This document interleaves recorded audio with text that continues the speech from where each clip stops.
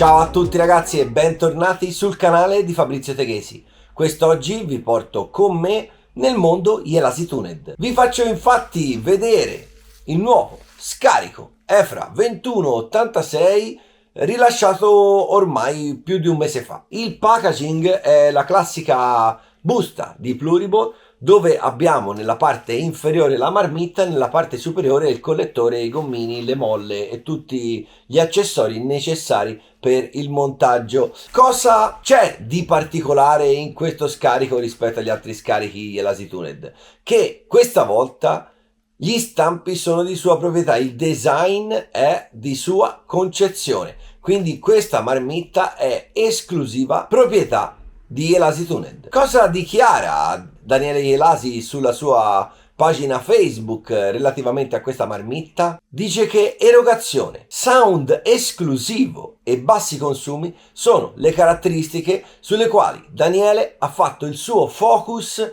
per realizzare questa marmitta. Quindi vedremo nella prova in pista se le sue parole corrispondono a verità, ma adesso cosa facciamo? Andiamo ad unboxare la nostra marmitta, andiamo a montarla sulla nostra HB Racing D8 World Spec e poi procederemo alla prova in pista. Andiamo! Eccoci qua ragazzi, questa è la nostra marmitta e quindi non ci resta che aprirla ed assemblarla.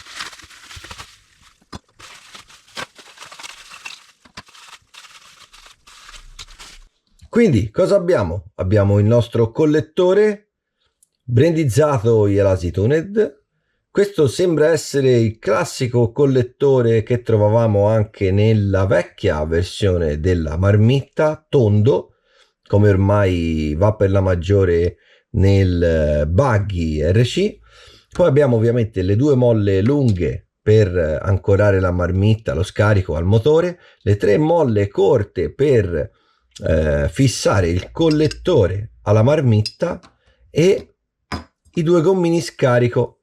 Quindi la prima cosa da fare è ovviamente assemblare lo scarico. Come vedete ragazzi, ha una forma abbastanza insolita perché abbiamo una parte molto stretta e nella parte in cui ringrossa c'è una curva abbastanza repentina.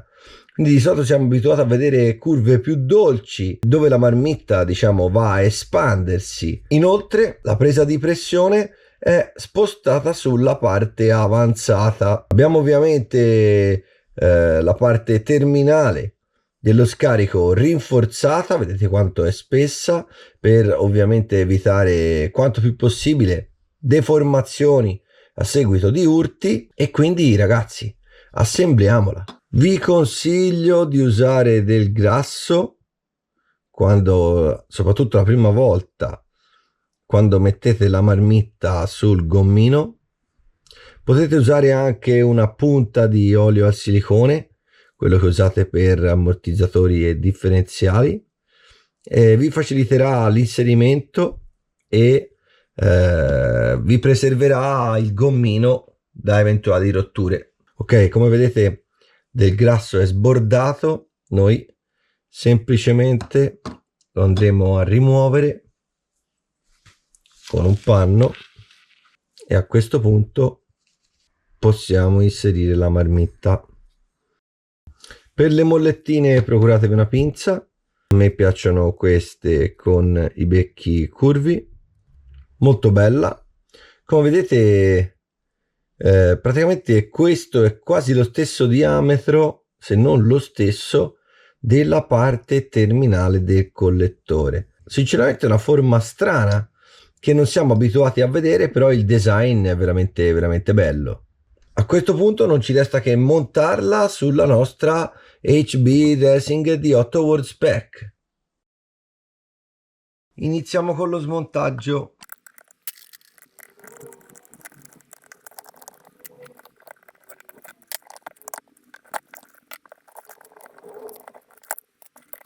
Come vedete ragazzi, il collettore è il medesimo e la marmitta appare più lunga di qualche millimetro rispetto alla 2069 che era la vecchia marmitta di Jelasi Tuned. Quindi dovremo sicuramente spostare il ferro, e lo faremo. E vi voglio introdurre anche questo oggetto. Che cos'è, ragazzi? Questo è made by RC Project e serve per impedire o rendere più difficoltoso che la marmitta si sposti dal supporto se in caso di allentamento del grano che la regge. Quindi vi consiglio vivamente l'acquisto di questo optional, perché tante volte la marmitta si stacca dal grano, il grano si allenta, perdete la marmitta e ovviamente questo è un problema, in quanto poi vi si potrebbe rovinare lo scarico o peggio il serbatoio. Ok, la carrozzeria sembra calzare bene. Sotto la carrozzeria ci sta in tutti i modi, quindi non abbiamo problemi di questo tipo. E niente, ragazzi, non ci resta che andare in pista a provarlo. Buongiorno ragazzi, siamo qua nella pista di Rosignano Solvay per fare i test della nuova marmitta Jelasi Tuned. Quindi la pista non la conosciamo, abbiamo lo stesso identico setup della prova di campionato nazionale e quindi il test è riferito soltanto alla marmitta, non prenderemo tempi sul giro, non prenderemo niente, cercheremo soltanto di capire le differenze tra la vecchia marmitta e la nuova marmitta.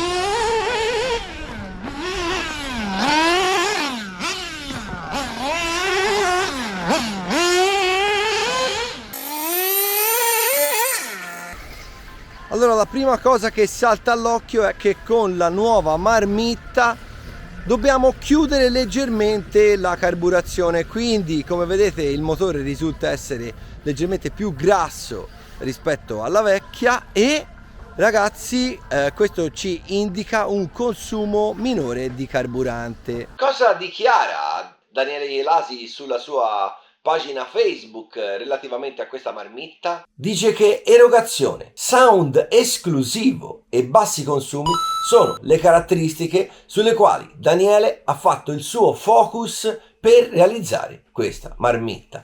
Un altro aspetto che caratterizza questa marmitta è la dolcezza di erogazione sotto.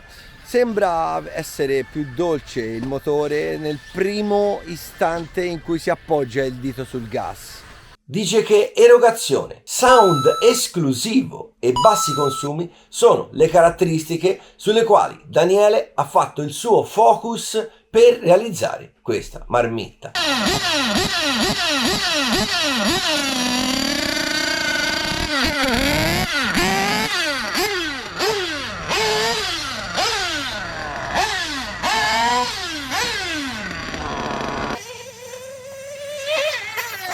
Erogazione, sound esclusivo e bassi consumi sono le caratteristiche sulle quali Daniele ha fatto il suo focus per realizzare questa marmitta. Quindi ragazzi, avete visto i risultati dei miei test? Fatemi sapere ovviamente cosa ne pensate nei commenti e mi raccomando iscrivetevi al canale perché ne abbiamo veramente bisogno e dobbiamo raggiungere un numero di iscritti interessante in modo che YouTube possa far vedere i miei contenuti a quante più persone possibili.